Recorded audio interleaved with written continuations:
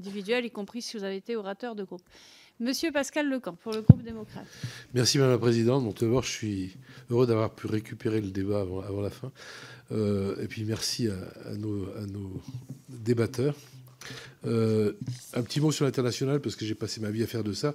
Je confirme ce que dit le président Patrick Martin. Une PME qui arrive à l'international, elle fait plus de marge à l'international que sur le marché national, toujours. Ça, c'est quasiment une règle.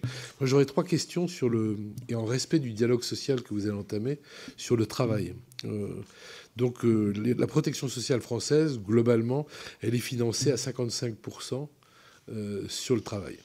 Et on dit qu'il faut trouver une sortie pour financer de manière différente si on veut maintenir cette protection sociale.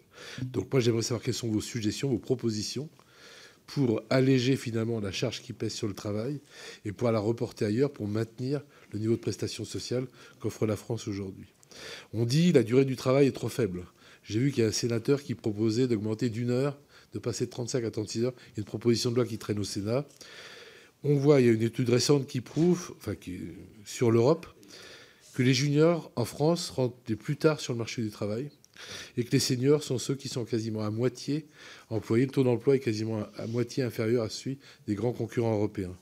Comment on peut faire pour résoudre cette problématique? Quand vous avez discuté des retraites, pour moi, la retraite et le marché des seniors, c'est des choses qui doivent être négociées et discutées ensemble.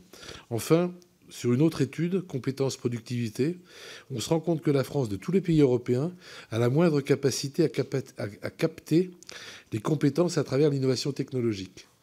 L'IA, on en parle tous les jours, elle arrive, elle va rentrer dans certaines entreprises, pas dans d'autres. Est-ce qu'on ne risque pas de créer des entreprises à 2 vitesses par leur capacité à intégrer l'IA dans leur développement dans les années à venir? Merci. Je vous remercie. Alors, qui souhaite réagir? Monsieur Bigon. Les pistes, il y en a plein. Pour dégager une partie des 55% de chargement sur les salaires, il y en a beaucoup. Alors, je ne veux pas utiliser le mot TVA social parce que ceux qui l'utilisent, ça ne leur porte pas bonheur. Et ça devient un mot maudit. Mais en tout cas, moi, je l'appelle une TVA fléchée. Et évidemment pas fléché vers les produits de première nécessité et les familles. Mais c'est aussi lutter peut-être sur un certain nombre de produits qui nous envahissent. C'est aussi une CSG. Peut-être un peu plus contributif de la part des retraités. Vous savez, les retraités, on entend ceux qui parlent et qui crient, mais il y en a plein qui sont malheureux de voir leur petit-fils qui gagne guère plus qu'eux dans le travail, dans le net qu'il reçoit. Donc beaucoup de retraités sont prêts à être mis un peu à contribution.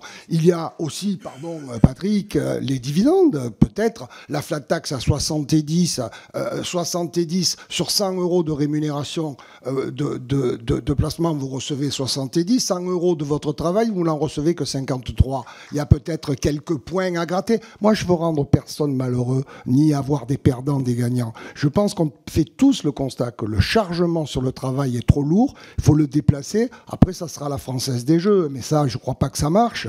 Donc, inévitablement, ça sera un peu tout le monde qui doit contribuer à déplacer au moins 20 points de ces 55 ailleurs. Et 20 points sur un salaire médian de 2000 €, c'est 400 € de plus. Et croyez-moi, 400 € de plus, ça change la vie quand vous gagnez 2000 balles. Monsieur Reza Tofigou, Monsieur Martin, vous souhaitez réagir?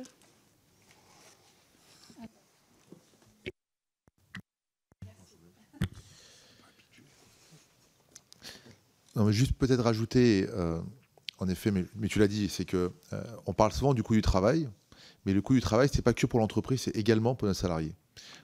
Et aujourd'hui, le meilleur moyen d'augmenter le salaire net des salariés, c'est justement de jouer sur ces 22, 23, 24% de charge salariale qu'il y a en fonction des cas, pour justement redonner du pouvoir d'achat sans altérer la compétitivité des entreprises.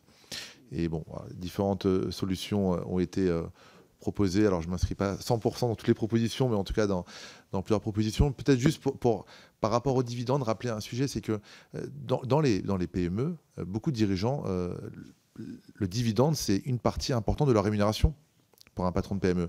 Et donc, il ne faut pas imaginer que... On parle souvent des dividendes du CAC 40 et tout ça, mais dans une PME, le dividende, c'est la rémunération du dirigeant qui prend du risque, qui ne se rémunère pas beaucoup au fur et à mesure de l'année et qui, à la fin, peut justement se rémunérer grâce à son dividende. Donc voilà, peut-être juste rappeler cette réalité. On emploie souvent le mot dividende en pensant que c'est Total uniquement qui verse des dividendes. Merci. Monsieur Martin. Évidemment qu'il faut... la situation au Moissad Bank étant si critique, on n'a pas d'autre choix dorénavant que de se réinterroger sur à la fois le niveau et le financement de la protection sociale. Sur le niveau de la protection sociale, je pense à la santé en particulier, il y a d'évidence des économies à réaliser par une meilleure organisation, notamment une meilleure articulation entre la CNAM et les complémentaires santé pour identifier des comportements abusifs ou déviants. Sur le financement, moi je rejoins exactement ce qui vient d'être dit par mes deux collègues, étant précisé qu'il me semble que les entreprises ont une légitimité à être impliquées dans le financement et dans la gouvernance des retraites et de l'assurance chômage, probablement beaucoup moins en tout cas qu'à une époque, sur la famille et l'assurance maladie. Enfin, sur les retraites, moi j'ai balancé quelques pavés dans la mare. Évidemment, nous serons tous, on l'espère, retraités un jour, donc on n'a rien contre les retraités. Mais c'est vrai qu'on sait pertinemment que sur les 350 milliards, 14% du PIB que coûtent les retraites par répartition, ce dont beaucoup des retraités eux-mêmes n'ont plus conscience que c'est par répartition, une sous-indexation progressive, comme j'attire votre attention sur ce point, mais vous le savez pertinemment, les partenaires sociaux ont su le faire sur les retraites complémentaires. C'est un moyen radical et massif de répondre à une partie du problème. Merci.